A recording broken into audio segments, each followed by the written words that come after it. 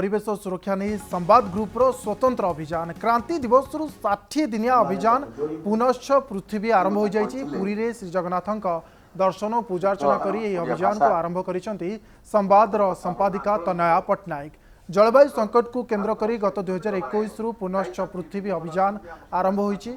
एबे आगामी 60 दिन राज्यर प्रत्येक कोण अनुकोण रे पहुंची लोकन को सचेतन कराइबा को अभियान आरंभ करा जाइछि। अक्टोबर 2 रु 4 तारिख पर्यंत भुवनेश्वर रे 3 दिनिया नागरिक सम्मेलन अनुष्ठित हेबो।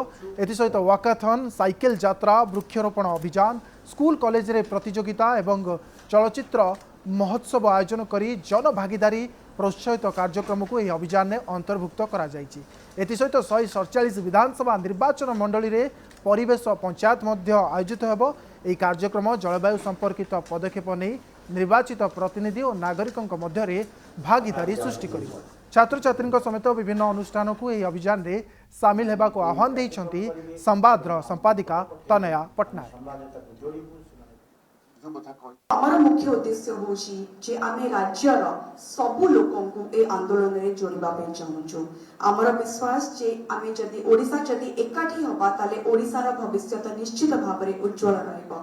सेति पे आमे आजि महाप्रभु श्री जगन्नाथक निकट होय अभियान को ए आंदोलन को आरंभ करिछु। आमर निवेदन रहइबो जे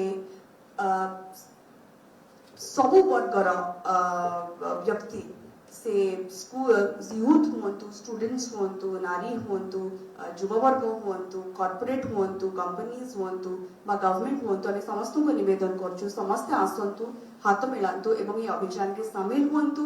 जे जोठी भल काम करूची आमे सब बेले देखुछु कि विभिन्न अंचल रे बहुत भल काम होची। परिवेश को नै अनेक गोष्ठी, अनेक व्यक्ति, अनेक अनुष्ठान अभिनव भावरे अनेक कथा करूचंती, निष्ठार सह करूचंती, किंतु सेमाने लोकलोचन को आसु नाहंती। आमे 60 दिन भितरे चेष्टा करिबु जे समस्त को एई गोटे मंच रे आनी ए कार्यक्रम सहित जोड़िबा पे जहा कि अन्य मन को मध्य अनुप्राणित करिवो। मोर एतिक निवेदन जे आपण माने समस्ते एटे ए पृथ्वी केवल आमर नुह बा आपणकर नुह, एटा हम समस्तंकर घर। आम घर जदि विपद रे अछि समस्ते एकाठी हेले ही आमे यहा को बंचेई परिबा एवं हमर आगामी पीढ़ी को पई गोटे सुंदर पृथ्वी छाड़ी दे जाय परिबा। से समस्त को अनुरोध कि हमको सहयोग करंतु एवं आम वार्ता को समस्त को पाखरे पहुंचांतु। भारत वर्षर पूर्व भागर जो 8टी राज्य जो माने अत्यंत संवेदनशील क्लाइमेट चेंज को लेकिन ता भीतर ओडिशा अन्यतम। तो आम काम होला जे एटा ओडिशा रो आरंभ होउची, किंतु एटा केवल ओडिशा रे सीमित न हो। आम काम होला समस्त को एकाठी करबा एवं ए आंदोलन रे शामिल करबा। समस्त सचेतन हेले, समस्त निजे निजे कंट्रीब्यूट कले हुए तो ए समस्या को आमे किछि मात्रा रे टाळी परिबा। तेणु ए दिगरे संवाद ग्रुप जो भूमिका नैछि हाथ को नैछि सेति प्रथमे मु संवाद ग्रुप को एवं एको स्पीयर हेड करथवा तनया पट्टनायक को आंतरिक भाव धन्यवाद जणाउछि। ता सहित आपण मानकु अनुरोध करूछि जे केमति अधिक अधिक लोक एथरे शामिल हेबे से दिगरे आपण माने याकु समान पाखे पहुंचाते। प्रत्येक लोकल इश्यू को केवल अवेयरनेस लेवल रे हमें आउ क्लाइमेट पंचायत माध्यम रे रखिबा नै।